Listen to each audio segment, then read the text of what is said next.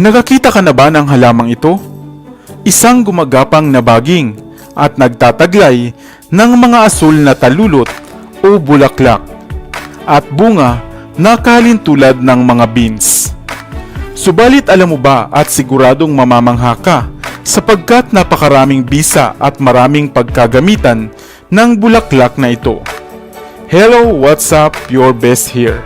Sa videong ito ay isa-isahin natin ang mga maaaring gamit at benepisyo sa ating katawan ng bulaklak na ito, ang Blue Ternate Tea.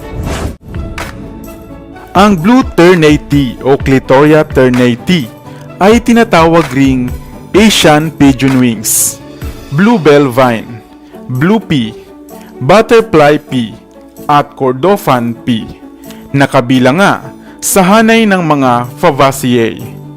Sa bansang India nga, ito ay tinuturing na isang holy flower. Madalas gamitin sa pagkain ang Blue Ternate Tea bilang food coloring sa mga lutong dessert at minsan naman ay ipiniprito rin. Maaari mo rin itong patuyuin at gawing tsaa o kainin ng sariwa sapagkat ito ay may taglay na tamis at lasa.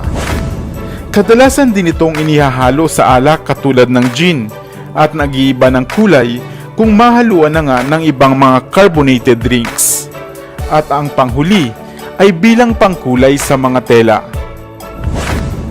Subalit ano nga ba ang mga benepisyo nito sa ating katawan? Ang bulaklak na ito ay mahusay sa pag-boost ng ating utak o brain health. Ang acetylcholine nitong kemikal ay essential sa pagpapanatili ng masiglang kaisipan. Panlaban din sa cancer ang bulaklak ng Blue Clitoria Ternate Tea. Ito ay maaaring magtaglay ng mga anti-cancer properties upang ating malabanan ang ilang mga cancer cells. Anti-inflammatory agent din ang bulaklak na ito upang mabawasan ang pananakit ng katawan internally, kagaya ng mga body pain, migraine at pamamaga at pati na rin ang sakit sa ulo. Nakakatulong rin sa pagpapababa ng presyon ng dugo ang pagkonsumo natin ng tsaa buhat sa bulaklak nito. At dahil mayaman nga sa antioxidant ang Blue Pea flower, ay nakagaganda rin ito ng kutis at ng ating buhok. Kaya nga madalas ay ginagamit na nga itong sangkap sa mga skin products o mga shampoo. At ang pinakamainam nitong gamit ay ang pagpapanatiling normal ng ating blood sugar sa ating mga bloodstreams. Kaya mainam ito para sa mga taong may diabetes.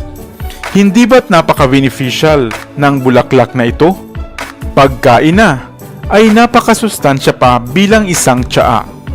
Isang pangkaraniwan lamang na halaman sa paligid, subalit napakahalaga. Sa inyong probinsya o sa inyong lugar, ano naman ang tawag sa bulaklak na ito? Sana ay may bago kang natutunan sa videong ito. Iwan ka naman ng comment sa comment section sa ibaba. I-like at i-share mo na rin para naman sa kaalaman ng iba.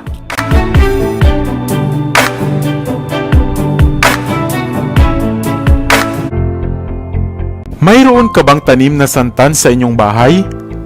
Isang makulay na uri ng namumulaklak na halaman, subalit batid mo ba kung ano-ano at kung saan-saan mo nga ba ito maaaring mapakinabangan? Maliban lamang sa pampaganda at palamuti ito sa inyong bakuran, ay marami pa pala itong pagkakagamitan. Hello, what's up? Your best here. Sa videong ito ay isa-isahin natin ang mga pwedeng gamit ng halamang santan at ang mga taglay nitong pakinabang. Ang santan o Ixora coccinea ay isang klase ng namumulaklak na halaman buhat nga sa Rubiaceae family. Isang uri ng mga evergreen na munting puno o halaman na mayroong humigit sa 500 klase o varieties. Tinatawag rin itong tangpupo sa Bisaya at santang pula naman sa Tagalog. Kadalasang ginagawang ornamental na halaman ang mga santan. Inilalagay o itinatanim sa bakuran, sa paso, sa hardinman at minsan ay sa mga gilid ng kalsada o mga patio dahil sa mabilis itong patubuin at matatag sa sikat ng araw. Tumataas nga ang mga santan ng hanggang 3 metro o higit pa at mayroong mga hugis ng dahon na kung minsan ay patusok, pahaba, oblong at hugis puso, at ang iba-ibang kulay at kumpol ng mga bulaklak nito. Ang santan sa ibang relihiyon ay iniaalay nga sa kanilang mga diyos o mga bathala at simbolo ng kanilang mga paniniwala, kagaya nga sa relihiyong Hinduismo. Subalit dito naman sa atin sa Pilipinas, maliban sa kinukuha lamang ang bulaklak nito at inilalagay nga sa altar, ay hindi natin batid na napakarami pa pala nitong pakinabang.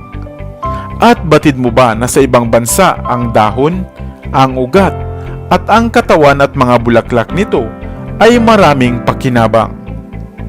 Ang pinakuluan ngang mga ugat nito ay isang mahusay na gamot sa mga nawawalan ng gana sa kanilang pagkain. Samantalang sa bansang India, ang bunga at ang bulaklak nito ay kanilang kinakain at madalas na ginagamit na sangkap sa pagluluto o pampalasa.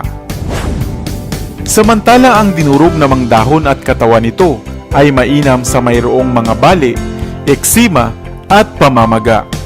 Samantalang ang pinaglagaan ng ugat nito ay magaling naman o mahusay na mouthwash. Mainam rin sa mayroong irregular na buwan ng dalaw ang pinaglagaan ng bulaklak ng santan. Mainam ring pangbanlaw o panghugas sa mga sugat ang pinagpakuluan ng dahon nito. Samantalang sa China, isang mahusay na sangkap ang santan sa paglilinis ng bato at upang makaiwas sa pagkakaroon ng UTI. Kaya naman hindi lamang ito isang mainam na pananim sa hardin dahil marami pala itong pwedeng pagkagamitan. Isang pangkaraniwang halaman lamang sa paligid, subalit nag-uumapaw pala sa gamit at pakinabang at hindi nga alam ng karamihan. Sa inyong bakuran, mayroon na ba kayong tanim na santan?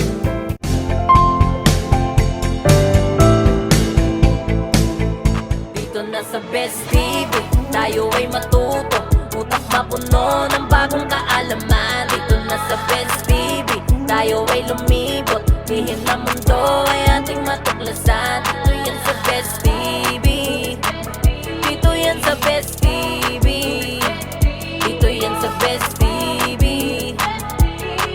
Sapagkat ang mga laki may alam, dito yan sa Best Tara TV. bes, sabay-sabay tayo na matuto, pagkat dito sa mundo lamang ang siyang marunong. Ating utak sa linya